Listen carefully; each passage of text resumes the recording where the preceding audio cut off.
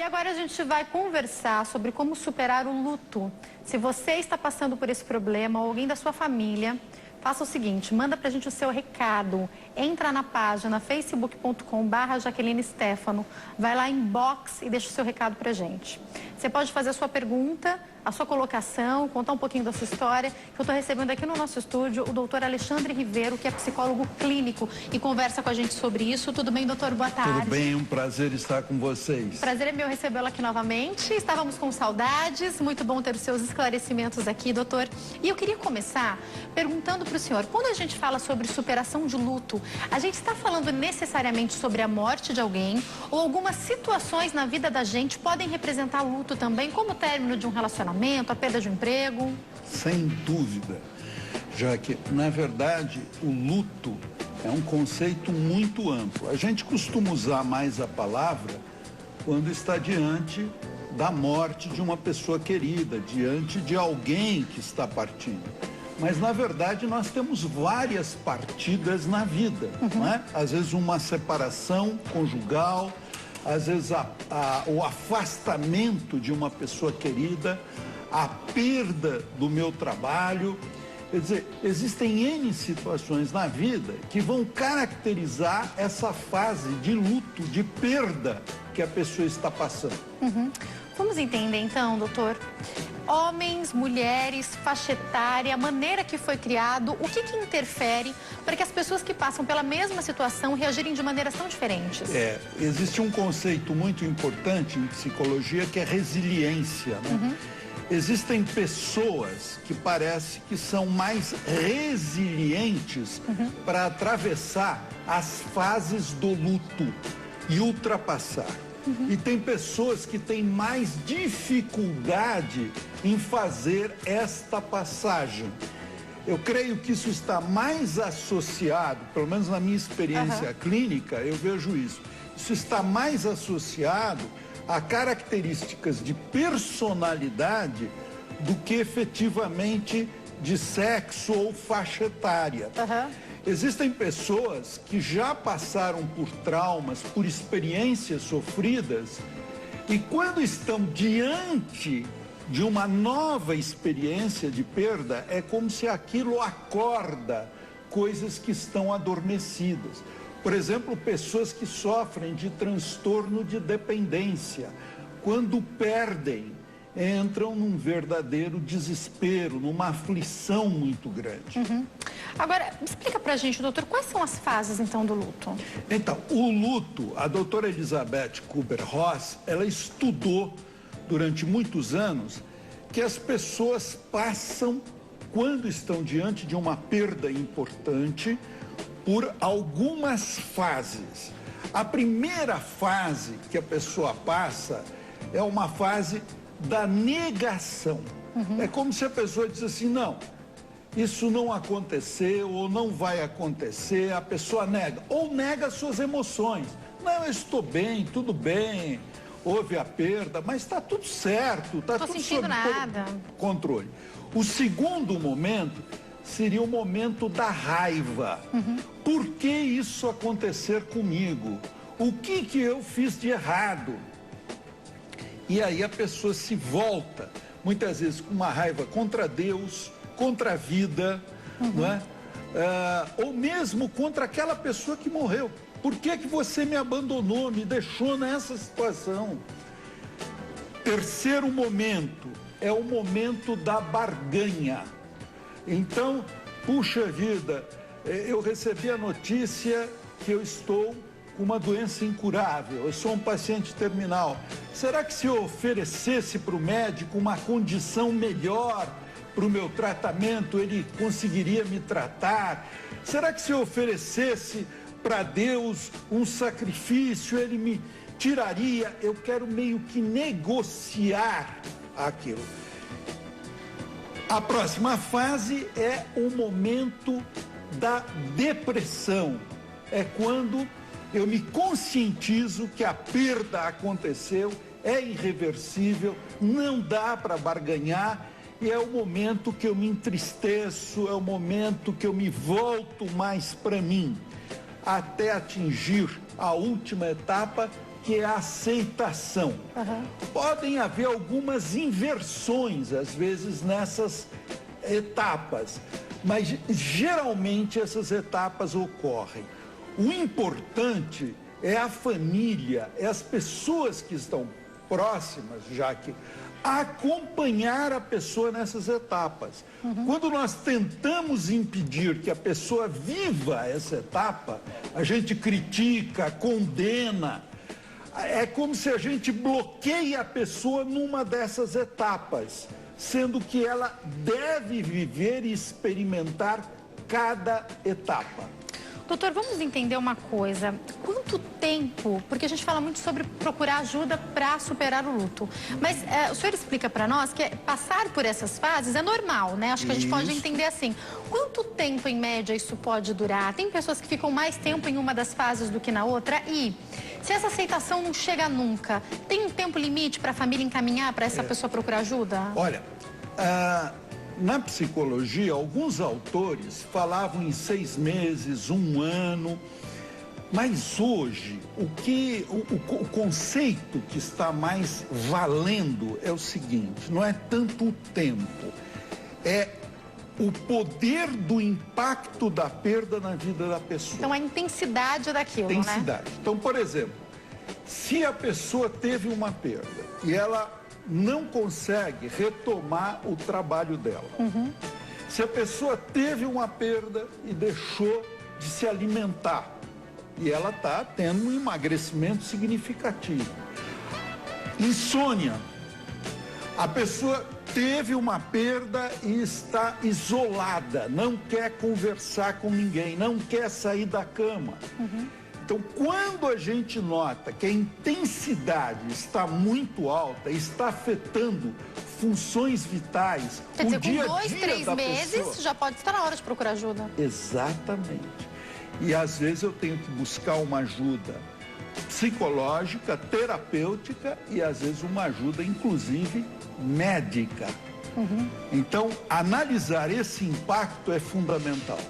Se você tem alguma pergunta para fazer, pode ligar, 0 operadora 11 33 37 5886 ou mandar o seu recado na nossa rede social, lá na fanpage, facebook.com/, Jaqueline Stefano. Doutor, eu queria entender uma coisa e citar um assunto que eu percebo que de todos os lutos que tem, é o luto mais difícil das pessoas superarem, mães que perdem seus filhos. É muito interessante a gente ver que quando um filho perde os pais, ele depois de algum tempo ele segue, ele sente saudades, ele chora, mas ele segue.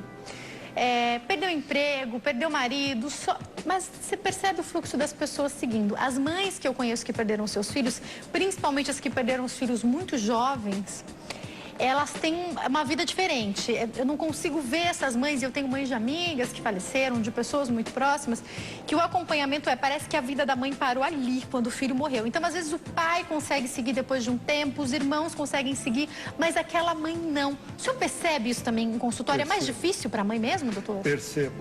Eu acho que essas perdas que meio que subvertem um ritmo que a gente esperaria da vida. É uma inversão, né?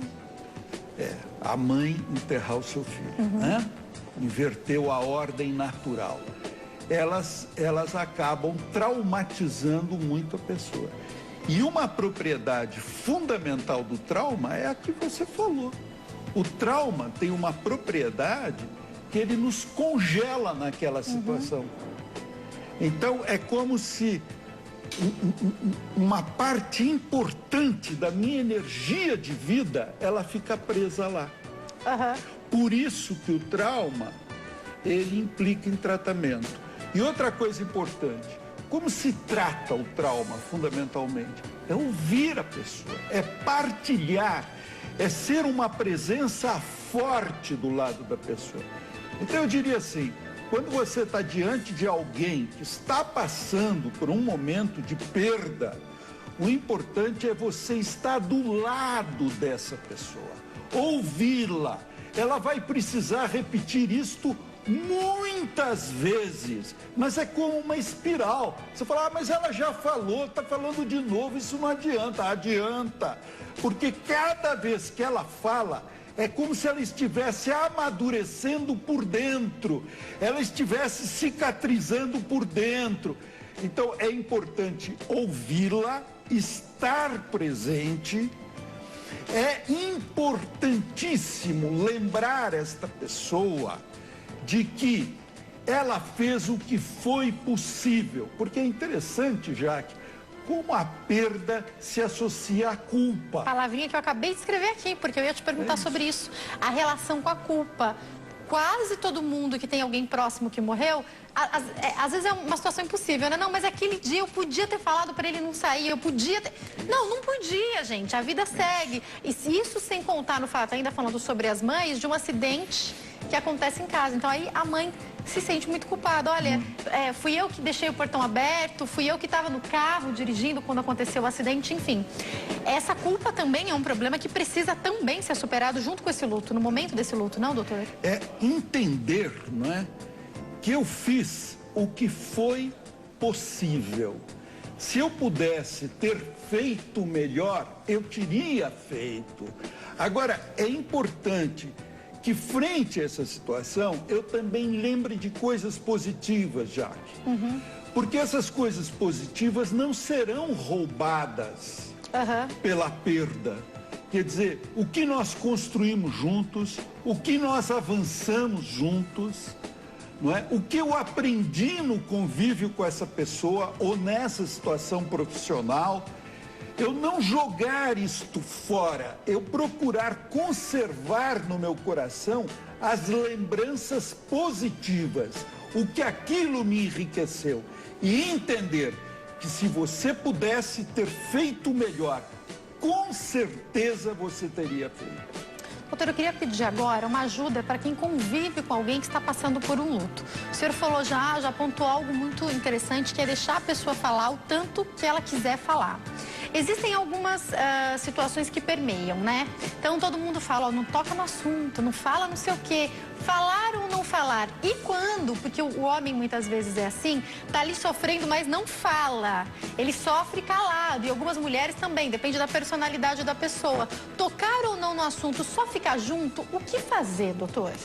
Eu acho que existe um tocar que é no sentido de eu demonstrar o meu interesse por você e que eu estou querendo saber, porque eu gosto de você, se você está conseguindo superar, se você está se fortalecendo. Quando eu passo isso de maneira genuína, verdadeira, eu acho que tudo bem. Agora, quando é um tocar no assunto, no sentido de explorar, de investigar, de uma curiosidade às vezes meio mórbida, até para levar para outras pessoas, isso é tóxico, isso faz muito mal. Então, o tocar no assunto para compreender, porque eu tenho afeto pela pessoa... Amor sincero, preocupação, é diferente, né? Perfeito. E sem contar, o doutor está falando, e a gente sabe que às vezes até entre as famílias isso acontece. Um perdeu o emprego, o outro vai lá para contar para o outro, para contar para o outro. Então, esse daí não é o objetivo certo, né? Não. Doutor, tem uma pessoa que fez uma pergunta que ela pediu para não ser identificada. Obrigada pela sua participação. E ela diz, por favor, não me identifique, pergunte ao psicólogo como uma família pode superar o luto em saber que um ente familiar foi abusado sexualmente na infância. Isso pode trazer um luto também para a família, né, doutor? Como ela diz aqui. Pode. Na verdade, o abuso sexual, ele deixa marcas profundas, né? Ele deixa marcas na pessoa que sofreu o abuso, deixa marcas no seu entorno também, né? Eu creio que é uma situação traumática, de violência, que exige todo esse respeito que nós estamos falando aqui, a empatia pela pessoa, e muitas vezes é necessário que ela busque ajuda psicológica para ela poder entender aquilo, não é? E principalmente ela vai precisar despersonalizar, porque é interessante, nós estamos falando de culpa. Geralmente as pessoas que sofrem abuso sexual, elas acabam se culpando. Eu não deveria estar naquele lugar, eu não deveria estar com a roupa X, eu não deveria ter falado não sei o quê, quando na verdade não é nada disso. Essencialmente, a pessoa que abusou é uma pessoa adoecida. E se estivesse outra pessoa naquela hora, naquele local, teria também abusado. Então não é que há algo errado com você. Na verdade, o algo errado existe no abusador. E para isto, é preciso que a família compreenda e, se necessário, busque ajuda psicológica. Eu acho que eu queria fazer até essa pergunta, doutora, até voltando à pergunta anterior e complementando essa. Perguntar para a pessoa que está passando pelo problema, é lógico que, como o senhor falou, acomete a família inteira, mas nesse caso, a pessoa que foi abusada, que se descobriu, ou a pessoa que está passando por esse luto especificamente, morreu alguém, perdeu alguma coisa, se ela quer falar, acho que às vezes está perto e perguntar, você quer falar sobre isso? Você não quer? O que eu posso fazer para te ajudar? E respeitar, porque você tem que tratar o outro como ele gostaria de ser tratado, não como você gostaria de ser tratado, né? Acho que isso é um ponto importante, né? Exatamente. Na verdade, isso nós chamamos de empatia, né? É compaixão, é me colocar no lugar do outro, é sentir como se eu fosse o outro, não é? É imaginar dentro dessa pessoa o que deve estar se passando. Às vezes, nós na vida, nós precisamos nos deixar um pouco para poder entender a outra pessoa. Doutor, quando... chegou uma pergunta aqui eu já ia passar para os tratamentos, mas antes. Chegou uma pergunta aqui da Cirlei de Araújo e ela quer saber sobre como superar o trauma da perda de um relacionamento. Isso também pode se tornar um luto, né, doutor? E como? Não é? Porque, na verdade, um relacionamento afetivo, a gente cria uma associação.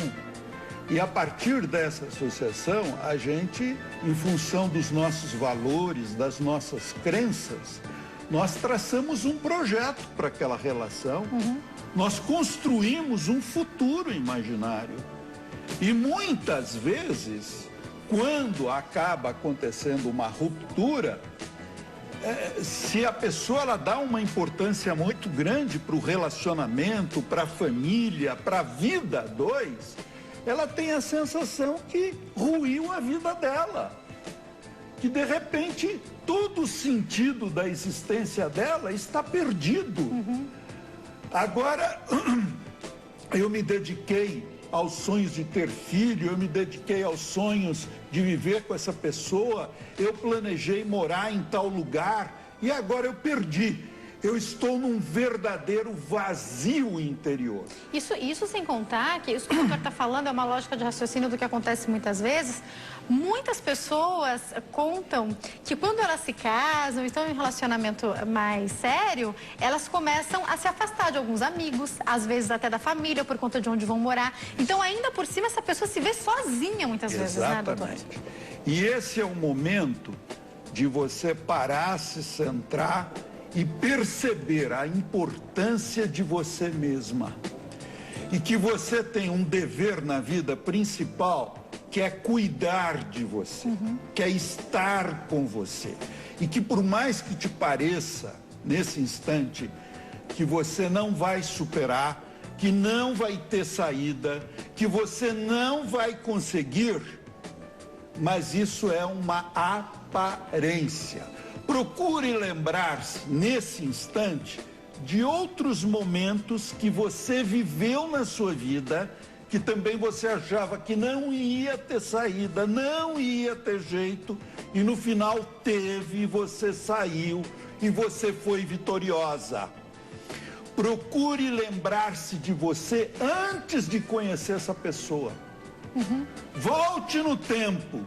Você existia, você tinha motivações e você agora é muito melhor, porque agora você tem muito mais maturidade, amadurecimento. Então, dê uma chance nova para você mesma, para a vida operar em você. Muito bom.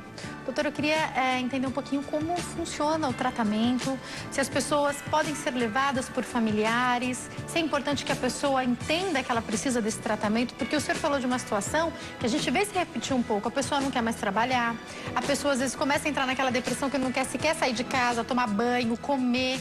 O familiar pode ajudar nesse momento também a procurar ajuda?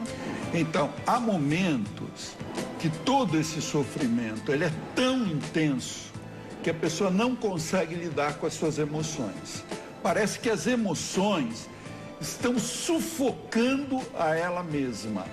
É uma sensação como se você estivesse se afogando no mar das suas emoções, no mar do desespero, no mar do medo, às vezes até da incapacidade de eu tocar a minha vida sem aquela pessoa. Então, é um momento de muito sufoco e que eu não consigo pensar racionalmente, entender que eu posso aprender, de que eu posso sair disso. Mas esses pensamentos negativos, irracionais, estão muito fortes. Nesta hora, eu preciso do quê? Primeiro, de uma ajuda psicológica, para eu organizar a minha cabeça, para eu poder diminuir esta agitação emocional tão grande dentro de mim. Então, a terapia vai ser muito importante para você. Às vezes, só com a terapia é o suficiente. Às vezes, a dor está muito alta, está gritando muito aí dentro. E, além da terapia, eu preciso de uma ajuda médica, de uma ajuda medicamentosa, para quietar um pouco, durante um período, essa dor que está, esta aflição dentro do meu peito. Doutor, para a gente finalizar, eu já vou passar os contatos. Em quanto tempo com a terapia e às vezes até com a ajuda medicamentosa, a pessoa já consegue se reerguer, doutor? Olha, eu vejo o seguinte, nós estamos vivendo um momento no mundo maravilhoso. As técnicas de terapia, nas últimas décadas, elas tiveram um implemento muito grande. A terapia chamada cognitiva comportamental, técnicas que vão ajudar a pessoa a modificar o padrão de pensamento. E também em matéria de medicações, houve um avanço extraordinário, quer dizer, medicações que podem ajudar muito a pessoa, que não vão dopá-la, que não vão criar dependência, mas que podem trazer um alívio considerável. Então, a pessoa iniciando, eu quero crer que rapidamente ela já vai começar a experimentar um alívio grande dentro dela. Então não precisa sofrer, procura ajuda se você não está conseguindo sozinho, né, mesmo, doutor? Exatamente. Quem quiser entrar em contato, o telefone 0 operadora 11 2274 8217 e o site www.oconsultorio.com.